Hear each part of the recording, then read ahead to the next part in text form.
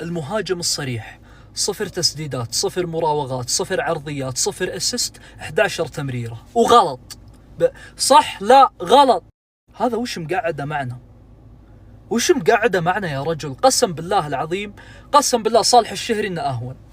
والله العظيم صالح الشهري على الأقل يسجل. هذا يا رجل صكه خروج نهائي ذا، ولا شوف له أي حل. هذا لا أشوفه يدك كورة. مين اللي سجل الهدف الثالث للسد؟ لاعب من مهاجمين السد. طيب مين اللي يساهم في الهدف هذا؟ تمركز مخيس تسبب في كارثة عظيمة. قسم بالله ما أخليه ولا يتمركز عند باب المقلط في عزيمة، قسم بالله العظيم. هذا وش مقعده معنا؟